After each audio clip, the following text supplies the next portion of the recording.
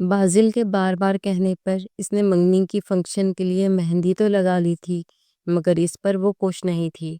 لیپ top پر نگاہیں جمائے ہوئے بظاہر وہ مصروف دکھائی دے رہا تھا، پر حقیقت میں اس کی ساری توجہ اسی پر تھی۔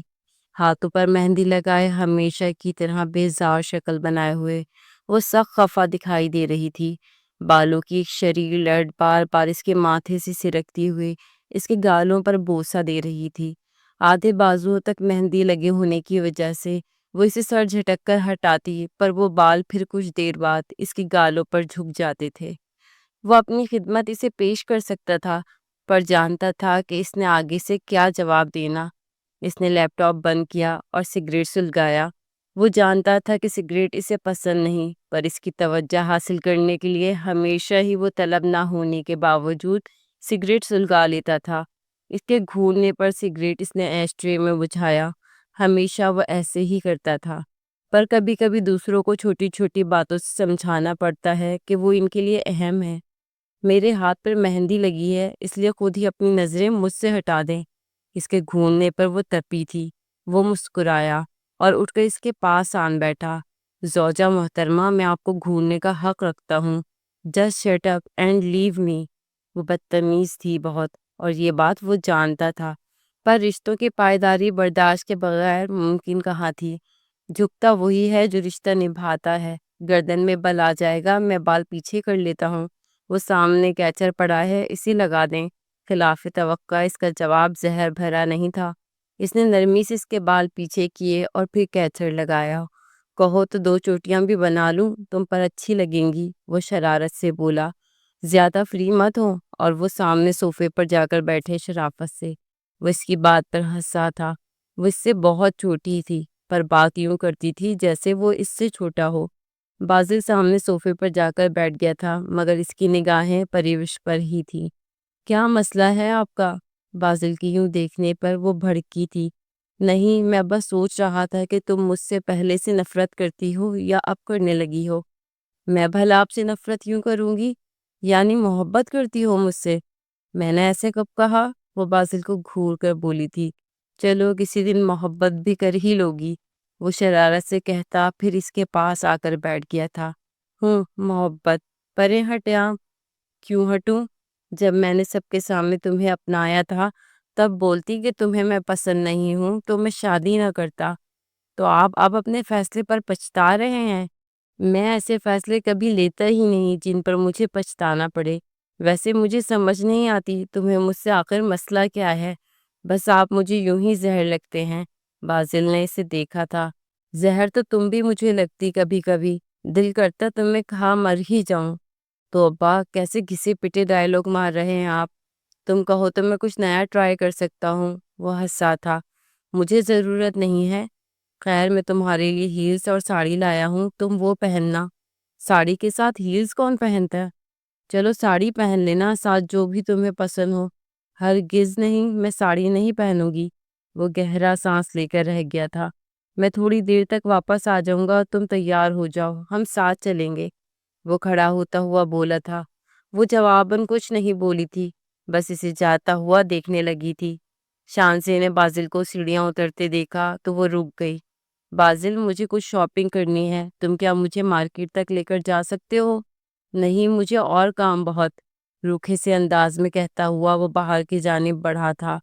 سوری یار، غلطی ہو گئی، اب معاف بھی کر دو تم، وہ اس کے پیچھے آئی تھی۔ معافی اس سے مانگو جس سے مانگنی ہے، اور یہ بات ہمیشہ یاد رکھنا کہ وہ میری بیوی ہے، وہ سرد مرزی سے کہتا ہوا گاڑی میں بیٹھ کر نکل گیا تھا۔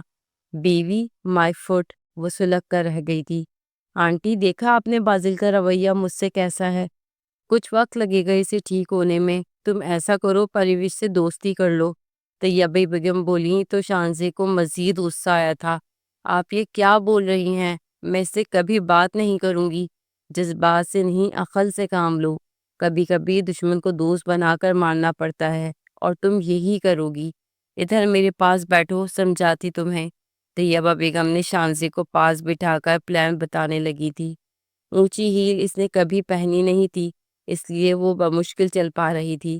بازل کی ضد اور حکم تھا، سو مرتی کیا نہ کرتی۔ وہ نہ پہنتی تو بازل اسے تنگ کرنے کا ارادہ رکھتا تھا۔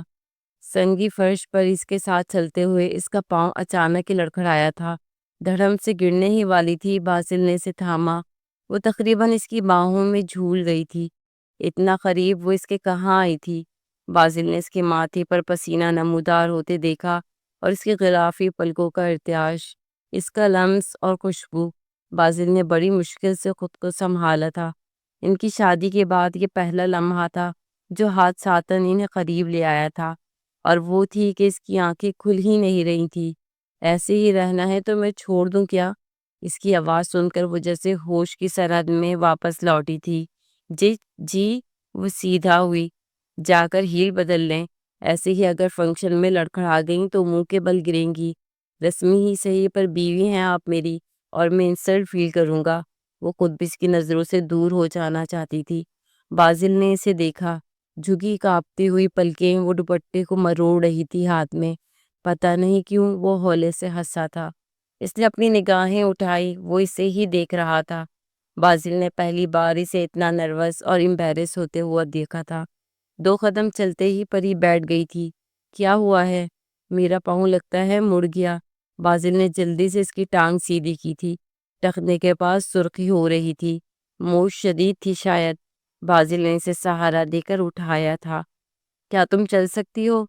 پریوش نے کھڑا ہونے کی کوشش کی، مگر پاؤں کی ٹیس اتنی شدید تھی کہ اس کی آنکھوں سے آنسو نکل آئے تھے۔ میں تمہیں اٹھا کر گاڑی تک لے جاتا، ہم ڈاکٹر کے پاس چلیں گے۔ اس سے پہلے کہ وہ انکار کرتی، بازل نے پریوش کو معصوم گڑیا کی طرح اپنی باہوں میں اٹھا لیا تھا۔ سیڑھیاں اتر کر وہ جیسے نیچے اترے، شانزی سامنے تھی۔ پریوش کو بازل کی باہوں میں دیکھ کر تو اس کے تن بدن میں آگ لگ گئی تھی۔ وہ منگنی کے فنکشن میں ان کے ساتھ جانا چاہتی تھی۔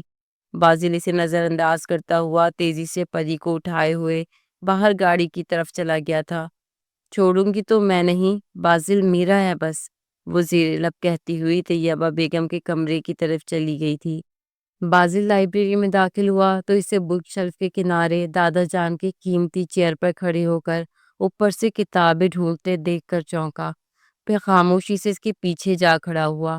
وہ کتاب کو ہاتھ میں پکڑنے کی کوشش کر رہی تھی، پر کتاب اس سے کافی اونچی تھی۔ کیا کر رہی ہو؟ اس کے اچانک پوچھنے پر اس نے چیخ ماری، اور دوسرے ہی لمحے وہ نیچے آ رہی تھی۔ بازل نے غیر ارادی طور پر اسے تھاما۔ ایک لمحے کے لیے پری کو سمجھ ہی نہیں آیا کہ کیا ہوا، پر دوسرے ہی لمحے وہ اسی جلالی موڈ میں آئی جس میں رہتی تھی۔ آپ کی ہمت کیسے ہوئی مجھے چھونے کی؟ شرم نہیں آتی ایسے کرتے ہوئے؟ میں تو، بازل نے کہنا چاہا، پر وہ کہاں سنتی تھی۔ میں کیا؟ بکری کی طرح منمنانے کی ضرورت نہیں ہے، سمجھے آپ؟ ذرا بھی سوبر یا ڈیسنٹ نہیں ہے آپ۔ غضب خدا کا، ایسا بھی کوئی کرتا ہے؟ مطلب لڑکی دیکھی نہیں اور؟ بازل نے یکدم اس کے منہ پر ہاتھ رکھا اور اس کی بڑی بڑی آنکھوں میں جھانکتے ہوئے نرمی سے بولا، میرے خیال میں تم یہ باتیں نیچے اتر کر بھی کر سکتی ہو۔ پریوش کو اپنی حماقت کا احساس ہوا۔ وہ ابھی تک اس کی باہوں میں جھول رہی تھی۔ وہ جلدی سے اس کی باہوں سے اتری تھی۔ آپ مجھے چھونے کی کوشش مت کیا کریں۔ میں کوشش نہیں کرتا، جب کی تو تمہیں پتہ چل جائے گا، وہ جیسے کچھ جتا رہا تھا۔ وہ وہاں سے واک آؤٹ کر گئی تو بازل نے گہرا سانس بھرا۔ محترمہ کو بتانا پڑے گا کہ میں کیا چیز ہوں، وہ زیر لب بولا تھا۔ بازل نے یکدم ہی اسے اپنی طرف کھینچ کر باہوں میں قید کر لیا تھا۔ کیا کر رہے ہیں آپ؟ وہ حسب توقع بھڑک اٹھی تھی، مگر بازل کا ارادہ کچھ اور تھا۔ اسے اپنے ساتھ لگاتے ہوئے وہ بولا، مجھے کچھ جاننا ہے، اگر تم جواب دو گی تو میں چھوڑ دوں گا۔ پوچھے جلدی، کیا تمہیں محبت سے ڈر لگتا ہے؟ بازل پریوش کو باہوں میں سمیٹتے ہوئے سرگوشی سے بولا، مجھے ہر چیز سے ڈر لگتا ہے۔ وہ اس کی باہوں سے بھاگنے کی کوشش کرتے ہوئے بولی تھی، مجھ سے بھی۔ بازل نے باہوں کا گھیرا تنگ کرتے ہوئے اسے باہوں میں مزید جکڑتے ہوئے پوچھا، ہر اس چیز سے جو بدل سکتی ہے، پریوش نے کہا۔ بازل نے جواب میں اس کے لبوں کو اپنے لبوں میں قید کر لیا تھا۔ پریوش کی سانسیں گویا آگ کی طرح دہک رہی تھی۔ پھر تمہیں دنیا میں نفرت پر یقین کرنا چاہیے بس۔ اس کے لبوں کو اپنے لبوں سے آزاد کرتے ہوئے بازل ہلکا سا مسکرایا تھا۔ پری کا دل بازل کی قربت سے دھک دھک کر رہا تھا۔ بازل جیسا مرد کسی بھی عورت کو پاگل کر سکتا تھا۔ پری اس کے بازو میں نڈھال ہو چکی تھی۔ وہ بہکنا نہیں چاہتی تھی، مگر بازل کی پیش قدمی سے اسے محسوس ہو رہا تھا وہ مدہوشی میں جانے لگی۔ وہ ہوش میں رہنا چاہتی تھی۔ وہ جانتی تھی ایک بار وہ اس کے سامنے نڈھال ہو کر گر پڑی تو وہ اٹھ نہیں پائے گی۔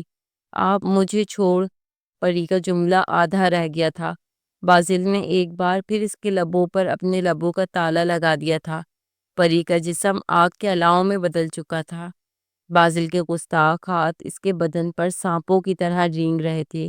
آج میں نہیں رکوں گا، بازل نے اس کے کانوں میں مخمور سی سرگوشی کی تھی۔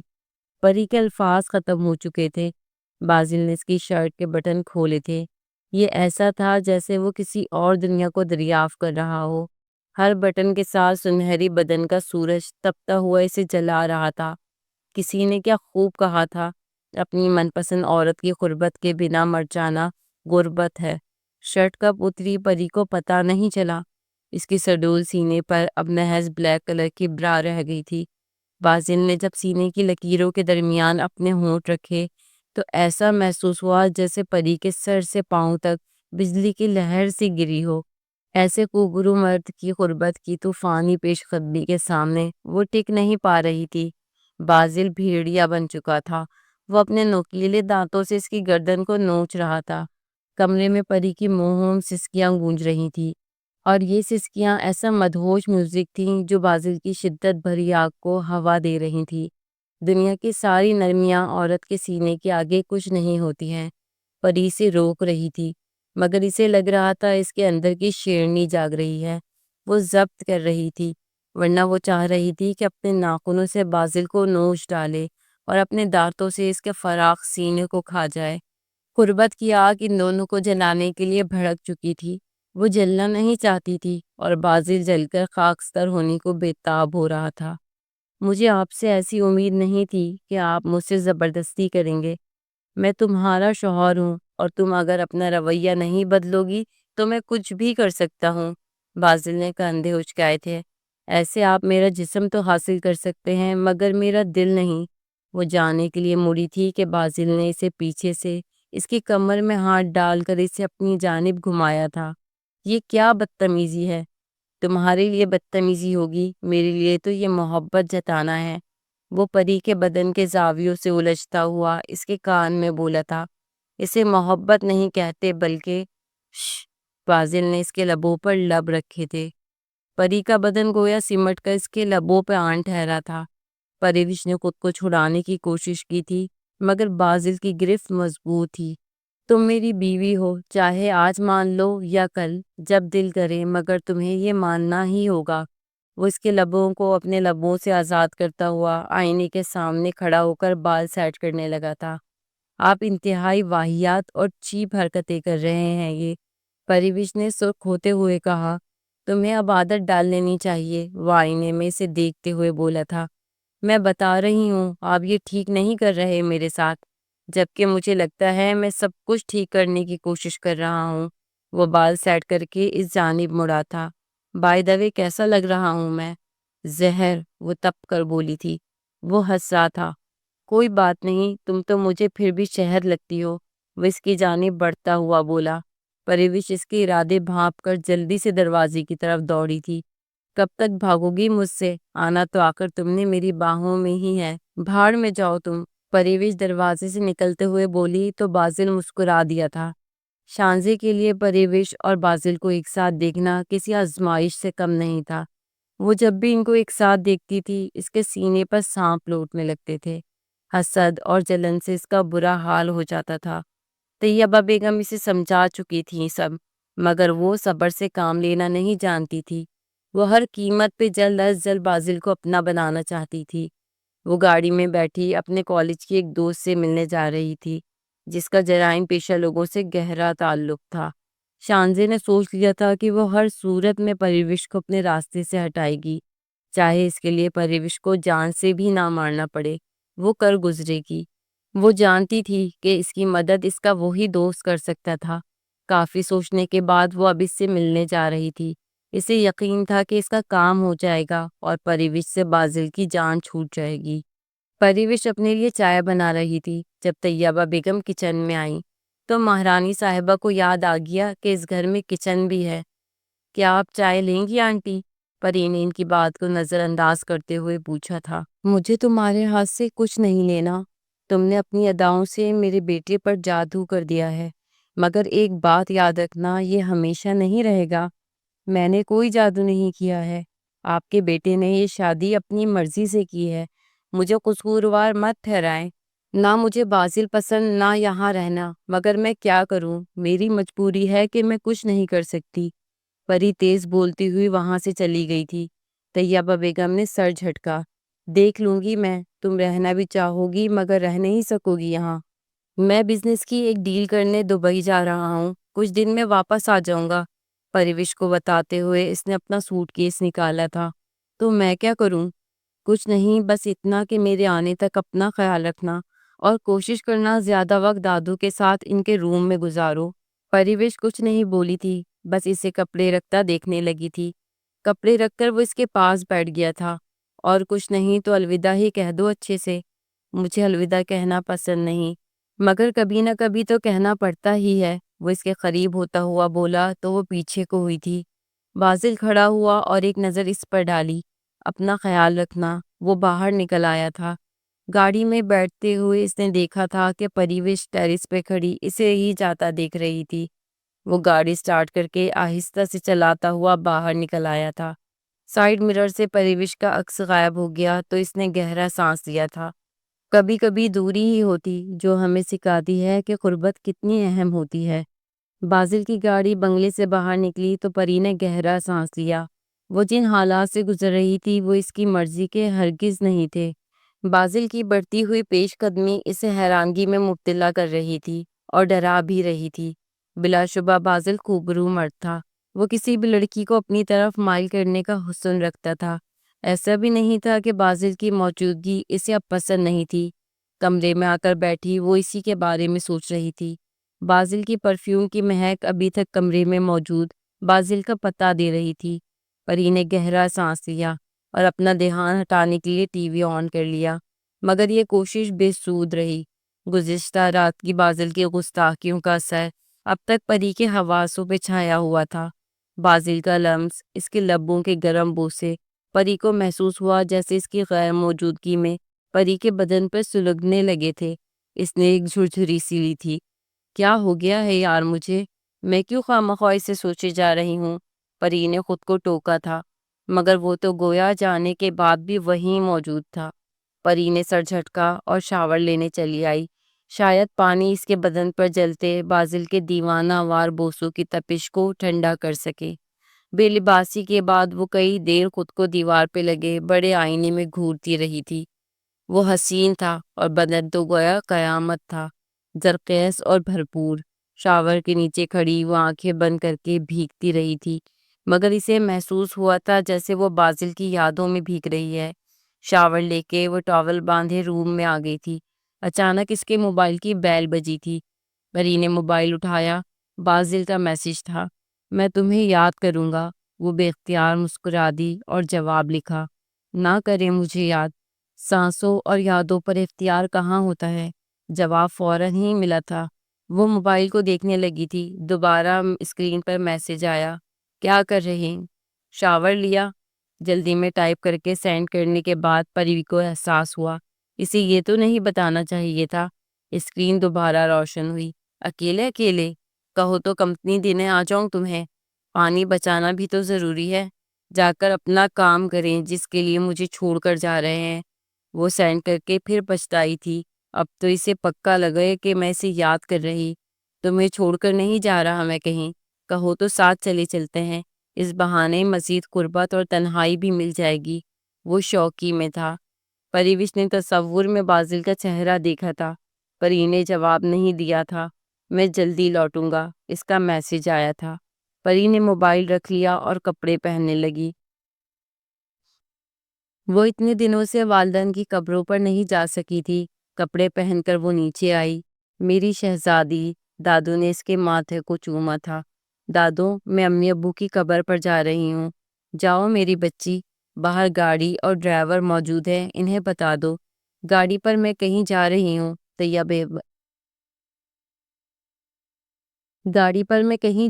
ہوں، طیبہ بیگم جھٹ سے بولی تھی۔ کوئی بات نہیں، میں رکشے پر چلی جاؤں گی دادو، پریوش جلدی سے بولی تھی۔ دادو جو اپنی بہو کے لتے لینے ہی لگی تھی، پری کی بات سن کر خاموش ہو گئیں۔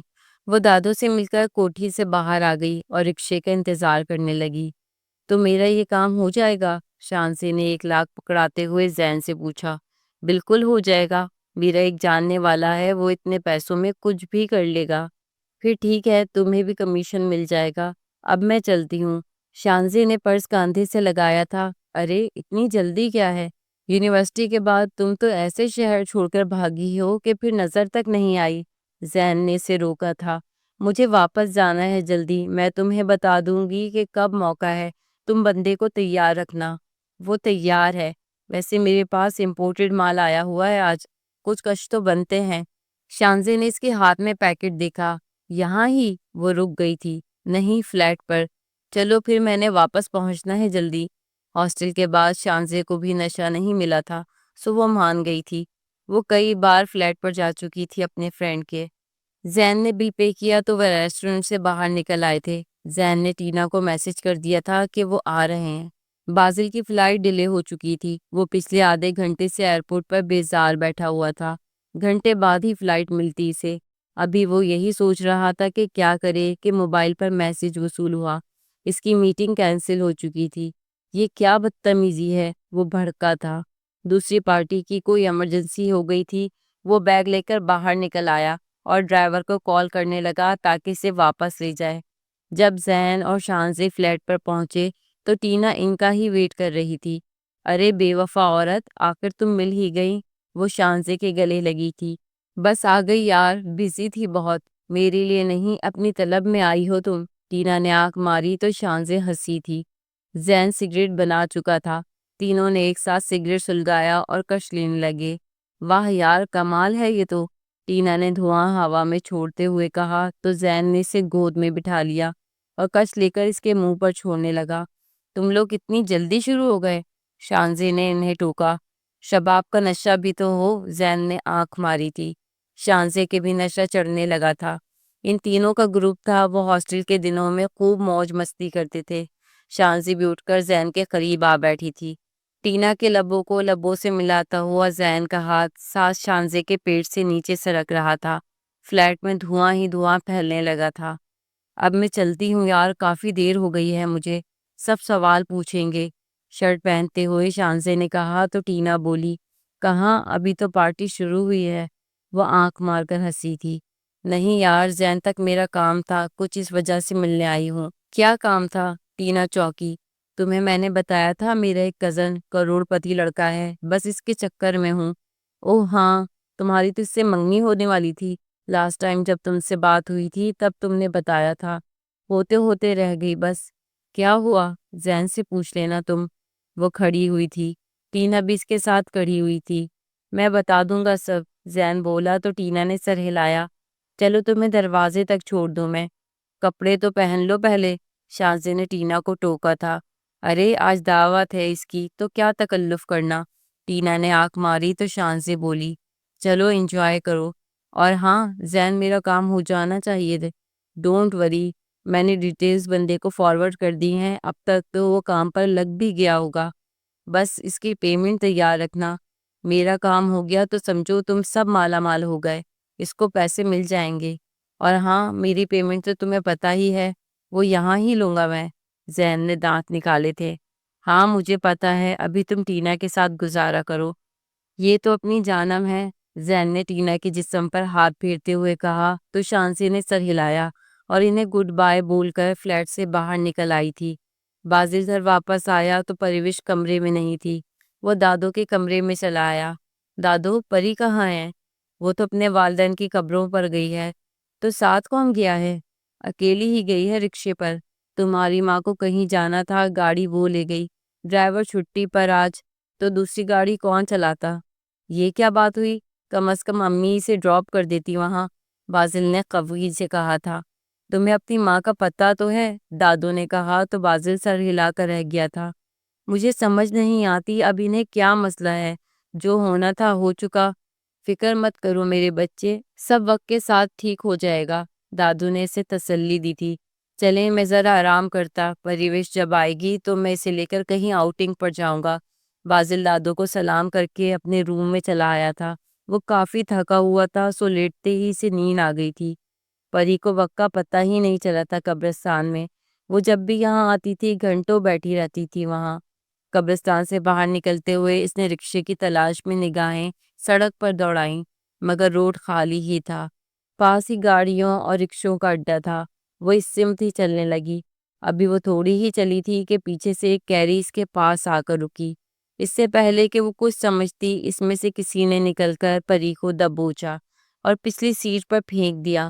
کون ہو تم لوگ؟ وہ چلائی تھی، مگر اس کی پکار ادھوری رہ گئی تھی۔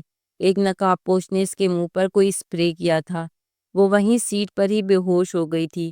ڈرائیور نے گاڑی چلاتے ہوئے موبائل نکالا اور کسی کو کال کی۔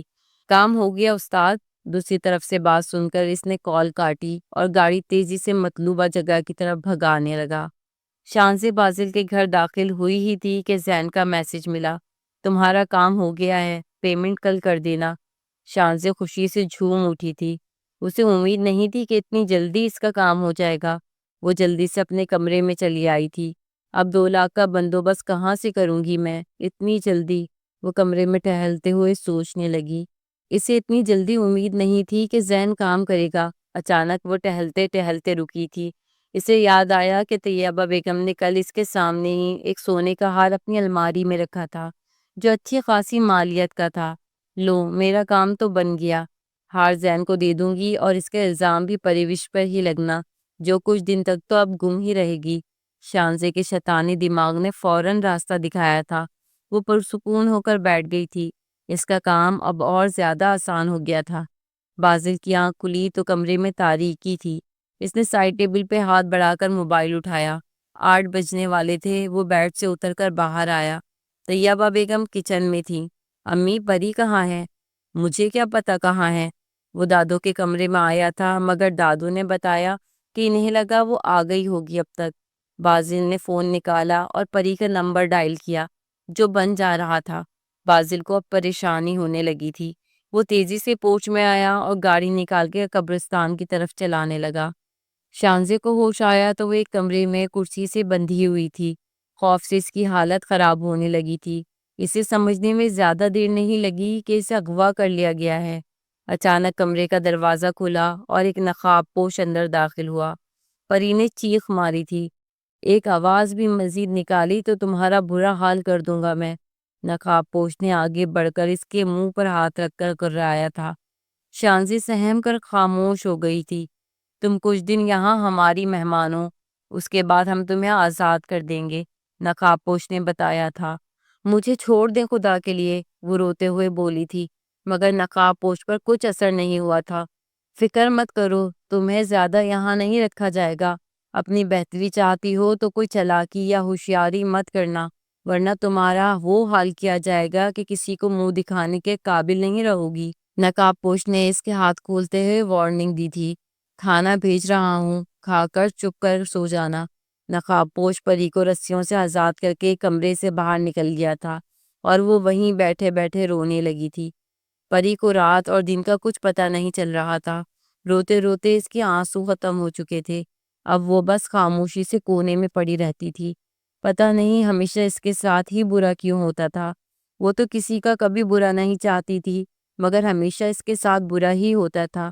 وہ کونے میں پڑی تھی جب دروازہ کھلا اور وہی نقاب پوش اندر کھانا لے کر داخل ہوا تو وہ سہم کر کونے میں مزید سمٹ گئی۔ تمہاری آج شام آخری ہے ہمارے پاس، نقاب پوش کھانا رکھ کر اسے بتا کر واپس چلا گیا تھا۔ پری کو بھوک نہیں تھی، گھبراہٹ اور رو رو کر اس کی حالت خراب ہو چکی تھی۔ سب باتوں کے باوجود صرف ایک اچھی بات ہوئی تھی کہ اس کو اغوا کرنے والے اس کی عزت سے نہیں کھیلے تھے۔ پتہ نہیں کل اسے کہاں بھیجا جانا تھا۔ آگے کیا ہوتا اسے کچھ بھی اندازہ نہیں تھا۔ بازل کو سمجھ نہیں آ رہی تھی کہ پری کو زمین کھا گئی یا آسمان۔ قبرستان کے ارد گرد کوئی ایسی جگہ بھی نہیں تھی جہاں کیمرے لگے ہوں۔ گورکن بس اتنا بتا سکا تھا کہ پری قبرستان آئی تھی اور پھر واپس بھی گئی تھی۔ اس کے بعد کیا ہوا اسے کچھ پتا نہیں تھا۔ وہ طلحہ کے پاس پریشانی میں بیٹھا تھا۔ طلحہ اس کا کالج فیلو تھا اور ان دنوں D S P crime branch لگا ہوا تھا۔ یار مجھے لگتا میرا دماغ پھٹ جائے گا، بازل نے سر پکڑا تھا۔ حوصلہ کرو، ان کاموں میں وقت لگتا ہے بہت۔ میں اپنی پوری کوشش کر رہا ہوں کوئی سراغ لگا سکوں۔ تمہارے بقول تمہاری بیوی کی کسی سے کوئی دشمنی نہیں تھی، نہ کوئی خاندانی تنازع تھا، ایسے میں سے اغوا کرنا میری سمجھ میں نہیں آ رہا ہے۔ طلحہ نے اسے حوصلہ دیا تھا۔ یار وہ ساری زندگی گھر میں ہی رہی ہے، یونیورسٹی کے بعد تو وہ بالکل بھی گھر سے نہیں نکلتی تھی، نہ اس کے دوست سے اتنے نہ دشمن ہو سکتے اس کے، وہ پریشانی سے بولا تھا۔ پورا ایک دن گزر چکا تھا، وہ اپنی پوری کوشش کر چکا تھا کہ کوئی سراغ ملے ان کو، مگر ہر طرف اندھیرا تھا۔ تم ایسا کرو، گھر کا چکر لگا لو، رات سے پاگلوں کی طرح گھوم رہے ہو، مجھے امید ہے کہ آج ہمیں کچھ نہ کچھ سراغ مل جائے گا، اگر ایسے ہی رہے تو تم خود بیمار ہو جاؤ گے۔ طلحہ نے اس کا کندھا تھپکا تھا۔ چلو میں ایک بار گھر میں ٹرائی کرتا کہ کچھ پتہ لگے۔ وہ تھکے ہوئے انداز میں کھڑا ہو گیا تھا۔ فکر مت کرو، آج میں ہر صورت میں تمہاری بیوی کو ڈھونڈ نکالوں گا، طلحہ نے جاتے جاتے پھر یقین دہانی کرائی تھی۔ بازل تھکے قدموں سے تھانے سے باہر نکل آیا تھا۔ شانزی نے یونیورسٹی سے ڈگری کا پتہ کرنے کے بہانے گھر سے نکل آئی تھی۔ ہار اس کے بیگ میں پڑا ہوا تھا۔ وہ سیدھی ٹینا کے فلیٹ پہنچی تھی، جہاں ٹینا اور زین اس کا ہی انتظار کر رہے تھے۔ یار مجھے تو یقین نہیں آ رہا تم اتنی جلدی میرا مسئلہ حل کر دو گے۔ دیکھ لو بس، زین ہنسا تھا۔ ٹینا پھر سے وسکی نکال لائی تھی۔ یہ اس بندے کی پیمنٹ ہے، اسے سیل کر کے حساب چکتا کرو۔ ہینڈ بیگ سے ہار نکالتے ہوئے شانزی نے زین کو دیا تھا۔ زین نے ہار اس کے ہاتھ سے لیا اور چیک کر کے ٹیبل پہ رکھ دیا۔ اب میری پیمنٹ؟ وسکی کے گھونٹ بھرتے ہوئے زین نے شانزی کی کمر پر ہاتھ پھیرا تھا۔ وہ بھی دوں گی۔ شانزی نے شرٹ اتاری تھی۔ واہ یار، گاؤں جا کر تو تم ہری بھری ہو گئی ہو، ٹینا نے تحسین سے اس کے بالائی جسم کو دیکھتے ہوئے کہا تھا۔ زین نے ہاتھ بڑھا کر شانزی کو اپنی گود میں بٹھا دیا اور وسکی سے بھرا گلاس اس کے منہ سے لگایا، جسے شانزی نے ایک ہی سانس میں اپنے اندر اتار لیا۔ زین اب اس کے لبوں کو چومتا ہوا اس کی پینٹ اتارنے لگا تھا۔ ٹینا آرام سے صوفے پر بیٹھی وسکی کے گھونٹ بھر رہی تھی اور ساتھ شانزی اور زین کی مستیوں کو دیکھ رہی تھی۔ 2 گلاس پی کر نشہ جب ٹینا کے سر پر چڑھنے لگا تو اس نے بھی اپنا لباس اتار پھینکا اور ان کے ساتھ شامل ہو گئی۔ فلیٹ میں اب بس سسکیوں کا راج تھا۔ بازل گھر پہنچا تو نیا تماشا لگا ہوا تھا۔ طیبہ بیگم نے شور مچا رکھا تھا کہ پری ان کا قیمتی ہار چرا کر فرار ہوئی ہے۔ کیا ہو گیا ہے امی؟ پہلے ہی میں اتنا پریشان ہوں، اوپر سے آپ نیا تماشا لگا رہی ہیں۔ وہ مزید تپا تھا۔ میں تماشا نہیں لگا رہی ہوں، میرا قیمتی ہار سیٹ غائب ہے الماری سے، اور یہ تمہاری بیوی کا ہی کام ہے۔ فور گاڈ سیک امی، یہیں کہیں پڑا ہوگا، آپ اکثر کہیں اور چیز رکھ کر بھول جاتی۔ میں پہلے ہی پریشان بہت، اور مت کریں پریشان۔ میں کوئی پاگل نہیں جو اتنی قیمتی چیز رکھ کر بھول جاؤں۔ تمہارے سر پہ بیوی کا عشق سوار ہے، پتہ نہیں کہاں وہ گل چھڑے اڑا رہی ہوگی۔ بازل کو لگا وہ اپنا آپ کھو دے گا۔ یہاں کیا تماشا ہو رہا ہے ڈیڈ؟ آپ؟ بازل ان کے گلے لگ گیا تھا۔ تم لوگوں کی آوازیں باہر تک جا رہی ہیں۔ میں کچھ دن باہر کیا رہا، تم لوگوں نے کیا سے کیا کر دیا ہے۔ تم میرے ساتھ چلو اوپر۔ طیبہ بیگم کو گھورتے ہوئے وہ بازل کو اوپر آنے کا اشارہ کر کے سیڑھیاں چڑھنے لگے تھے۔ ڈیڈ میرا پریشانی سے برا حال ہے، شکر آپ آ گئے۔ طیبہ بیگم کو گھورتے ہوئے وہ بازل کو اوپر آنے کا اشارہ کر کے سیڑھیاں چڑھنے لگے تھے۔ ڈیڈ میرا پریشانی سے برا حال ہے، شکر آپ آ گئے۔ مجھے پتا ہے، میں یہاں کے حالات سے بے خبر نہیں ہوں۔ وہ اسٹڈی روم میں آئے تھے۔ فکر مت کرو، سب ٹھیک ہو جائے گا، وہ جیب سے موبائل نکالتے ہوئے بولے تھے۔ بازل ان کے پاس ہی کھڑا ہو گیا تھا۔ ہیلو شیدے، میری بات سن، وہ کسی کو کال پر سب بتانے لگے تھے۔ کچھ گھنٹوں میں پتہ چل جائے گا پریوش کا، برے لوگوں کو برے لوگ جلد ڈھونڈ لیتے ہیں۔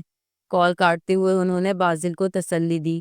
شیدہ پرانا مجرم ہے، کچھ احسان ہے اس پر میرے جو آج اتارنے کا وقت آ گیا ہے۔ وہ زمین کی تہہ میں سے بھی ڈھونڈ کر نکال لائے گا پری کو، اور جن لوگوں نے یہ سب کیا ہے ان کا حشر تو دنیا دیکھے گی۔ تم جا کر ذرا آرام کرو۔ کیا حالت بنا رکھی ہے تم نے اپنی؟ میں آ گیا ہوں، سب ٹھیک ہو جانا اب۔ بازل کو دیکھتے ہوئے انہوں نے اس کا کندھا تپکا تھا۔ بازل میں کل سے اب تک پہلی بار کچھ امید جاگی تھی۔ وہ تو ساری زندگی باہر رہا تھا، مگر اس کے ڈیڈ یہاں ہی تھے، ان کے تعلقات ہر طرح کے لوگوں سے تھے۔ وہ قدرے پرسکون ہو گیا تھا۔ اسے امید تھی اب پری مل جائے گی۔ بس ابھی مجھے جانا ہے، میری غیر موجودگی سے کسی کو مجھ پر شک نہ ہو جائے۔ شانزی نے زین کو خود سے ہٹاتے ہوئے بولا تھا۔ ارے یار، کسی کو کچھ پتا نہیں چلے گا، تمہیں فکر کرنے کی ضرورت نہیں ہے، زین نے اس کے ہونٹوں کو چومتے ہوئے کہا تھا۔ پھر بھی اتنا بڑا مسئلہ بنا ہوا تو میری غیر موجودگی کسی کو بھی محسوس نہیں ہونی چاہیے۔ ابھی پیزا آرڈر کیا ہے، ابھی مل ہی جانا، کھا کر چلی جانا۔ ٹینا نے اپنا سینہ شانزے کی پیٹھ پہ رگڑتے ہوئے اس کے کان میں سرگوشی کی تھی۔ زین نے بھی ٹینا کی ہاں میں ہاں ملائی تھی۔ بس 20 منٹ اور۔ شانزے نے اسے جواب دیا تو زین نے اسے دوبارہ اپنے نیچے گرا دیا اور ٹینا کے لبوں سے لب ملاتے ہوئے ہاتھوں سے شانزے کے سینے کو ٹٹولنے لگا تھا۔ پریوش کی آنکھوں پر پٹی باندھ کر اسے گاڑی میں بٹھا دیا گیا تھا۔ پری نے خود کو اب حالات کے رحم و کرم پر چھوڑ دیا تھا۔ وہ کچھ نہیں کر سکتی تھی۔ حالات اس کی دسترس میں ہمیشہ ہی نہیں تھے۔ اسے رہ رہ کر بازل کی یاد آ رہی تھی۔ پتہ نہیں وہ اسے ڈھونڈ رہا ہوگا یا نہیں۔ پتہ نہیں وہ کیا سوچ رہا ہوگا کہ میں کہاں چلی گئی ہوں۔ گاڑی مختلف راستوں سے ہوتی ہوئی کسی جگہ آ کر رکی تھی۔ اسے کھینچ کر گاڑی سے اتارا گیا تھا۔ یہ اب سے تمہاری ہے، اندر لے چلو۔ پری کو بس آوازیں سنائی دے رہی تھی۔ اسے بازو سے پکڑ کر چلاتے ہوئے کہیں لے جایا جا رہا تھا۔ تھوڑی دیر بعد اسے کسی کرسی پر ہاتھ باندھ کر بٹھا دیا گیا تھا۔ کچھ دیر خاموشی رہی تھی، پھر کسی عورت کی آواز سنائی دی تھی۔ پتہ نہیں وہ کہاں تھی اور کون لوگ تھے وہ، اسے کچھ دکھائی نہیں دے رہا تھا۔ اس کا لباس اتار دو فقیراں۔ نہیں، وہ پورے زور سے چلائی تھی۔ چپ کر کنجری، کسی عورت نے اسے تھپڑ لگاتے ہوئے کہا تھا۔ اگلے کچھ لمحوں میں وہ بے لباس ہو چکی تھی۔ یہ کنواری ہے میڈم جی۔ اچھا ہے، اچھا ہے۔ وہ دو عورتیں تھیں شاید وہاں۔ اچھے پیسے مل جانے اس کے پہلی بار میں پھر۔ پری کو لگ رہا تھا اس کی سانس رک جائے گی۔ بے عزتی اور شرمندگی کے احساس سے اس نے خواہش کی تھی۔ بے عزتی اور شرمندگی کے احساس سے اس نے خواہش کی تھی یا زمین پھٹ کر اسے نگل لے یا آسمان اس کے سر پر آن گرے۔ اسے دوبارہ کپڑے پہنا دیے گئے تھے۔ پتہ نہیں اس کے ساتھ کیا ہونا تھا۔ شیدہ، جسے عرف عام میں شیدہ بابا کہا جاتا تھا، جرائم کی دنیا کا پرانا بادشاہ تھا۔ اس کے کچھ اصول تھے جن پر وہ چلتا تھا اور اپنا کالا دھندا چلاتا تھا۔ حیدر شاہ نے کسی وقت پر اس کی بیٹی کی جان بچائی تھی۔ اب جب حیدر شاہ نے اسے یاد کیا تھا تو وہ اپنے اوپر ان کا احسان چکانا چاہتا تھا۔ وہ کمرے میں ٹہل رہا تھا جب دروازہ کھلا اور ایک بندہ داخل ہوا۔ بابا، پتہ چل گیا ہے، رشید اور اس کے ایک بندے نے کسی لڑکی کو اٹھایا ہے۔ میں نے اپنے بندے بھیج دیے ہیں اس کے ٹھکانے پر۔ گڈ، کچھ پتہ چلا پھر؟ وہ بس پہنچنے ہی والے ہیں وہاں۔ مجھے مزید انتظار مت کراؤ، جلدی ان سے رابطہ کرو اور پوچھو لڑکی ملی یا نہیں۔ شیدے نے کہا تو بندے نے سر ہلا کر جیب سے موبائل نکالا اور کال کرنے لگا۔ شانزے چپکے سے واپس آ کر اپنے روم میں چلی آئی تھی۔ سب کچھ ٹھیک چل رہا تھا جیسے اس نے سوچا تھا۔ اچانک اسے حیدر شاہ کی آواز سنائی دی تھی جو بازل سے بات کر رہے تھے۔ وہ باہر نکل آئی۔ بازل اور حیدر شاہ اور طیبہ بیگم نیچے لاؤنج میں ہی کھڑے تھے۔ میں بول رہی ہوں، اس لڑکی نے میرا ہار چرایا اور کہیں غائب ہو گئی ہے خود ہی۔ آپ لوگوں کو یقین کیوں نہیں آتا؟ شانزے کے پلان کے مطابق طیبہ بیگم پری پر شک کر رہی تھی۔ وہ خوشی سے جھوم اٹھی تھی۔ بس کر دو، اس کی تربیت اسی گھر میں ہوئی ہے، کم از کم اپنی گھر کی عزت کے بارے میں ایسی بات نہ کرو تم۔ حیدر شاہ نے اپنی بیوی کو جھاڑ پلائی تھی۔ جو مرضی سمجھے آپ، دیکھ لیجیے گا آخر میں میری بات سچ ہوگی۔ طیبہ بیگم پاؤں پٹکتے ہوئے وہاں سے چلی گئی تھی۔ بابا، کچھ پتہ چلا؟ بازل نے حیدر شاہ سے پوچھا تھا۔ بس ہم نزدیک ہی ہیں، تمہیں فکر کرنے کی ضرورت نہیں، اپنی ماں کی باتوں کی پرواہ نہ کرنا تم، حیدر شاہ نے کہا تھا۔ شانزے کو تشویش ہوئی تھی۔ اسے پتہ تھا حیدر شاہ کی پہنچ کہاں تک ہے۔ پتہ نہیں یہ کیوں آ گئے ہیں، شانزے نے سوچا تھا۔ کچھ بھی ہو، زین نے بولا ہے تو کام پکا ہی ہوا ہوگا، اس نے خود کو تسلی دی تھی۔ پریوش کو ایک کمرے میں بند کر دیا تھا۔ اس کے پاس صرف ایک حیران صورت عورت تھی اب۔ مجھے خدا کے واسطے جانے دو۔ چپ کر رنڈی، یہاں جو آیا ہمیشہ یہیں کا ہو کر رہ گیا، عورت نے گالی دی تھی۔ ویسے کتنی چکنی ہے رے تو، عورت نے اس کے ملائم سینے پر ہاتھ پھیرتے ہوئے کہا۔ تو پری بتک کر پیچھے کو ہٹی تھی۔ کہاں جا رہی پیچھے؟ ابھی تو میں ہوں، کل کو روز نیا مرد ہوگا، عادت ڈال لے۔ پری نے اٹھ کر بھاگنے کی کوشش کی تھی، مگر اس عورت نے تھپڑ لگا کر اسے بستر پر پھینک دیا تھا۔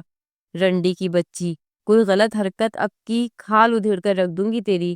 عورت نے خونی نگاہوں سے اسے گھورا تھا۔ اچانک دروازے سے ایک ہیجڑا داخل ہوا تھا۔ میڈم جی، بابا شیدہ بابا آیا ہے۔ عورت کی پیشانی پر بل پڑے تھے۔ وہ کدھر آ گیا؟ وہ تو کوٹھوں سے دور رہتا ہے۔ پتہ نہیں میڈم جی، کیا پتہ بابے کا دل بھی مچل گیا ہوگا۔ نہیں او کنجرا، وہ کسی اور کام سے آیا ہوگا۔ چل دیکھتی میں۔ تو اس کتیا کا خیال رکھ، اگر کچھ غلط کرے تو لگانا اسے 2 ہاتھ۔ میڈم جی اٹھ کر باہر نکل گئیں تو وہ ہجڑا وہاں بیٹھ کر پریوش کو عجیب نظر سے گھورنے لگا۔ شیدے کو پتہ چلا کہ رشید کے ٹھکانے پہ لڑکی نہیں، تو وہ سمجھ گیا کہ لڑکی کہاں گئی ہوگی، اور اسے پتا تھا ایسی لڑکیوں کی سب سے بڑی گاہک میڈم جی ہی ہے، سو وہ یہاں چلا آیا تھا۔ حیدر شاہ کا احسان ایسا تھا کہ وہ کوٹھے تک آ گیا تھا، ورنہ وہ ایسی جگہوں سے دور ہی رہتا تھا۔ اگر شرافت سے مان گئی تو ٹھیک، ورنہ تم جانتے کہ تمہیں کیا کرنا ہے کالے۔ میڈم جی کا انتظار کرتے ہوئے شیدے نے اپنے آدمی سے کہا تو اس نے سر ہلایا۔ اچانک کمرے میں میڈم جی داخل ہوئی تھی۔ یہ کیا دیکھ رہی میں، بابا اور کوٹھے پر؟ بس ایک کام تھا۔ ارے واہ، ارے کام وام تو ہوتے رہنے، کچھ پی پلا لو۔ نہیں، میں یہاں جس کام سے آیا ہوں وہی کرنا ہے۔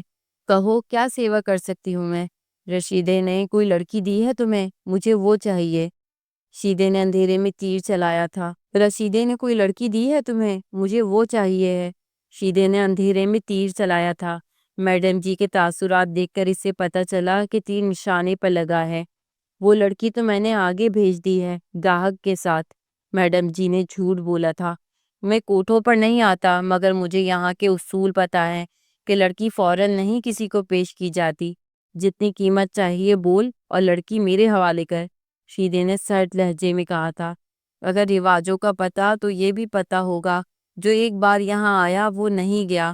دل ہی بہلانا ہے تو بہت لڑکیاں ہیں یہاں، کوئی بھی لے جا، جب تک دل کرے رکھ لے۔ میں اس قبیل کا بندہ نہیں، بہتر یہی ہے کہ یا تو لڑکی میرے حوالے پیسے لے کر کر، یا میں جانتا کیسے لے کر جاتے ہیں۔ شیدہ کھڑا ہو گیا تھا۔ میڈم جی کا چہرہ لال ہو گیا تھا، مگر وہ جانتی تھی کہ شیدہ جو کہتا ہے وہ کرتا، اور ویسے بھی وہ اس سے پنگا نہیں لینا چاہتی تھی، ورنہ اس کے گاہک بھی خراب ہوتے اور کوٹھا بھی جاتا۔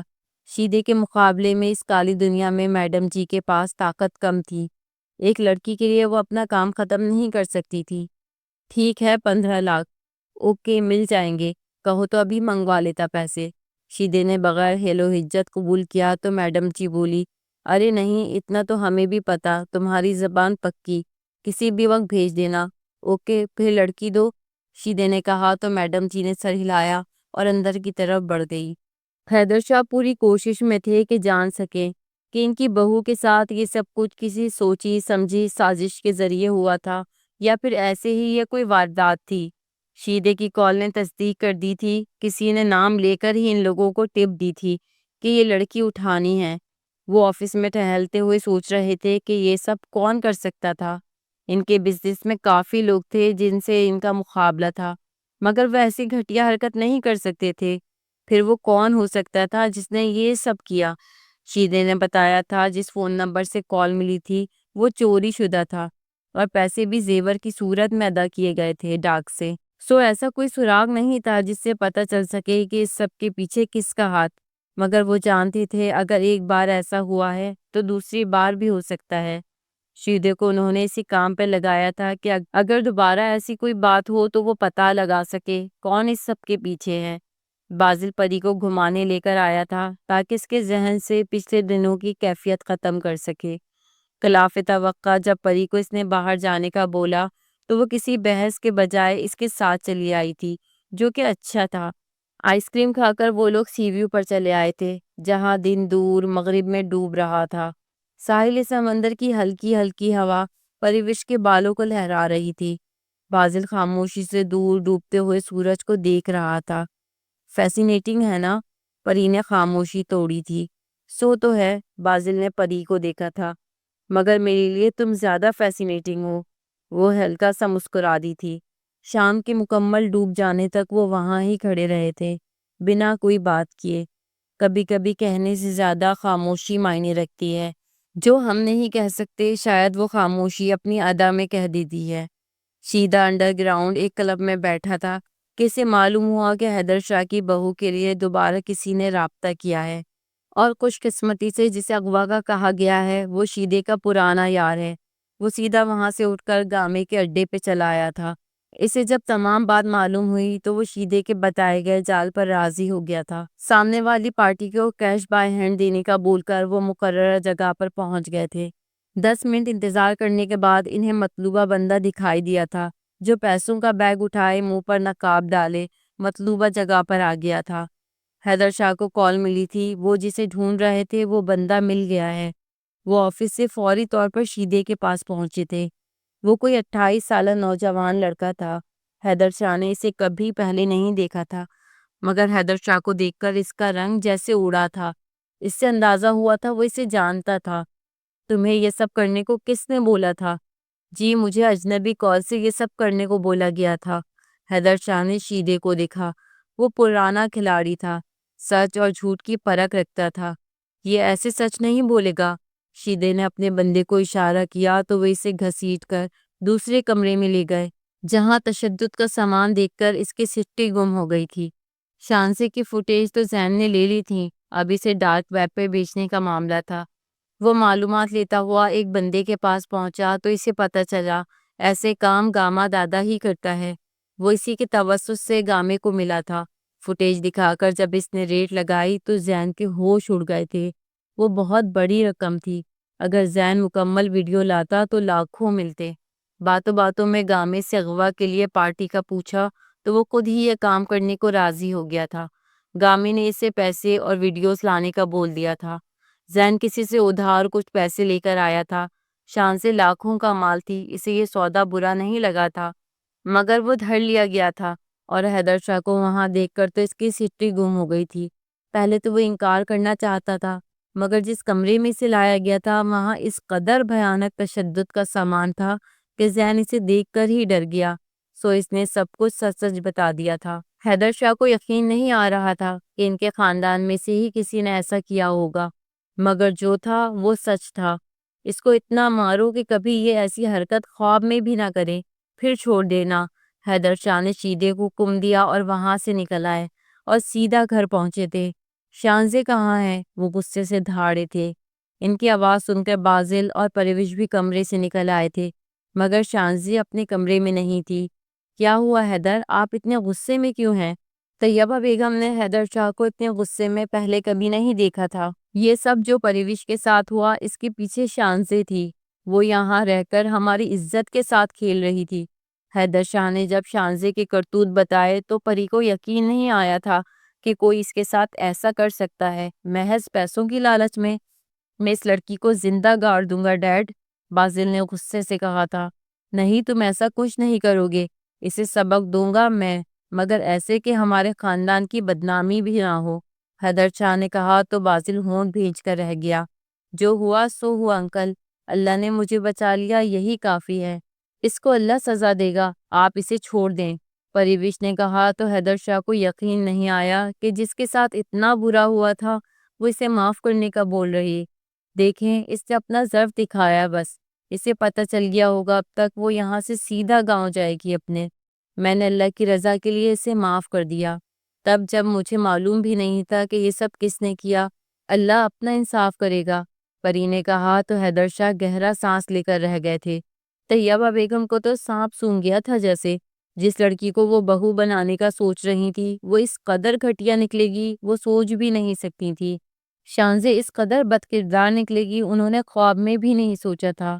آپ سب اسے معاف کر دیں، بات باہر نکلے گی تو ہمارے خاندان کی ہی بے عزتی ہوگی۔ بازل نے صاف دل لڑکی کو دیکھا تھا جو اب بھی سب کا اچھا ہی سوچ رہی تھی۔ ٹھیک ہے، مگر مجھے وہ آئندہ کبھی نظر نہ آئے۔ میں اس معاملے کو بیٹی تمہارے کہنے پر ختم کر رہا ہوں، حیدر شاہ نے کہا تو پرویش نے سر ہلا دیا تھا۔ شانزی یونیورسٹی میں تھی جب اسے ٹینا کی کال ملی تھی۔ وہ سیدھا ٹینا کے فلیٹ پر آئی تھی جہاں زین بری حالت میں پڑا تھا، اس کے پاؤں تلے زمین نکل گئی تھی۔ زین نے اسے بتا دیا تھا جو ہوا تھا۔ اب میرا کیا ہوگا؟ پتہ نہیں، میرا لاکھوں کا نقصان ہو گیا اور مار الگ پڑی۔ شانزے نے گاؤں کال ملائی تھی مگر وہاں کسی کو کچھ ایسی خبر نہیں تھی، وہاں حالات نارمل تھے۔ حیدر شاہ چپ کیسے بیٹھے تھے اسے سمجھ نہیں آئی تھی۔ میں اب گاؤں جاؤں گی۔ ایسے کیسے جاؤ گی؟ میرے پیسے ادا کرو پہلے۔ زین تپا تھا۔ یار میں دے دوں گی، مجھے جلدی چاہیے ہیں، میں نے کسی سے ادھار لیا تھا، اب جو میری حالت ہے میں کچھ کر بھی نہیں سکتا، میں اتنی جلدی کہاں سے پیسوں کا بندوبست کروں گی یار۔ ٹینا کے کچھ گاہک ہیں، آج رات تم ان سے ملو اور پیسے لو۔ زین نے کہا تو شان سے بھڑکی، میں ایسا نہیں کر سکتی ہوں، مجھے حیدر شاہ مت سمجھو، اگر تم نہیں کرو گی تو میں خود تمہاری ویڈیوز اور جو تم نے کیا وہ تمہاری فیملی تک پہنچاؤں گا۔ میری جو ویڈیوز ہیں وہ فیس کے بغیر ہیں، کوئی تم پر یقین نہیں کرے گا۔ شانزے نے کہا تو زین قباست سے ہنسا تھا، ان کی بات نہیں کر رہا میں، تم نے جو کچھ بھی یہاں کیا میرے ساتھ وہ میں نے خفیہ کیمرے سے ریکارڈ کیا تھا، تم دوست ہو یار میرے، میں صرف پیسے کا دوست ہوں، اب تم آج رات یہیں رکو گی۔ شانزے زین کو بس گھور کر رہ گئی تھی، وہ جس دلدل میں اتر چکی اب وہ وہاں سے آسانی سے نہیں نکل سکتی تھی۔ اب اس کی زندگی ایک کال گرل سے زیادہ کچھ نہیں ہو سکتی تھی جو روز نئے گاہکوں کا دل بہلاتی، اب وہ کچھ نہیں کر سکتی، شاید اس کی سزا یہی تھی، اس سے زیادہ بدترین سزا اور کیا ہو سکتی تھی۔ سنیں، بازل آفس جانے کے لیے نکل رہا تھا جب پری نے اسے پیچھے سے آواز دی۔ ہاں کہو، میں آپ سے اپنے رویے کے لیے معافی مانگنا چاہتی ہوں، وہ دھیمے لہجے میں بولی تھی۔ بازل مسکرا دیا تھا، اس کی ضرورت نہیں ہے، جو کچھ ہوا شاید اس میں بھلائی ہو ہمارے لیے کچھ، وہ اس کا ہاتھ تھامتا ہوا بولا تھا۔ پھر بھی شاید میں نے غلط کیا، بازل نے اسے نرمی سے گلے لگا لیا تھا۔ کچھ غلط نہیں ہوا، نہ ہوگا آئندہ، بس تم دل سے مجھے تسلیم کر لو۔ کر چکی میں، پری نے بے ساختہ کہا تھا۔ بازل نے اس کے ماتھے پر بوسہ دیا اور بولا، بس مجھے آج سب کچھ مل گیا، میں بس تمہیں خوش دیکھنا چاہتا ہوں، اس خوشی میں آج چھٹی کر لی جائے، بازل نے شرارت سے کہا تو پری شرما گئی۔ جی نہیں، جائیں اپنے کام پر۔ ارے یہ کیا بات ہوئی، کچھ اچھا وقت ساتھ گزار لیتے، وہ اس کے لبوں پہ جھکتا ہوا بولا تو پری پیچھے ہوئی۔ پرے ہٹیں آپ، یہ سب رات کو کر لیجیے گا۔ ارے واہ، یہ تو دعوت ہوئی، وہ شوقی سے ہنسا تھا۔ چلیں جائیں اب آپ۔ اچھا جاتا ہوں بھائی، پر رات کا وعدہ یاد رکھنا، بازل نے ہنستے ہوئے کہا اور کمرے سے نکل گیا۔ پری ٹیرس پہ آ کر اسے دیکھنے لگی تھی، گاڑی میں بیٹھنے سے پہلے اس نے پری کو دیکھا تھا ٹیرس پر، پھر وہ گاڑی چلاتا ہوا باہر نکل گیا تھا۔ پری نے گہرا سانس لیا تھا، شاید اب وہ سمجھ چکی تھی اپنائے بغیر دکھ نہیں بانٹے جا سکتے، نہ ہی قبول کیے بغیر زندگی گزاری جا سکتی ہے۔ بازل اب اس کا شوہر تھا، اور ایسا شوہر شاید اس کی نیکی کا ہی صلہ تھا۔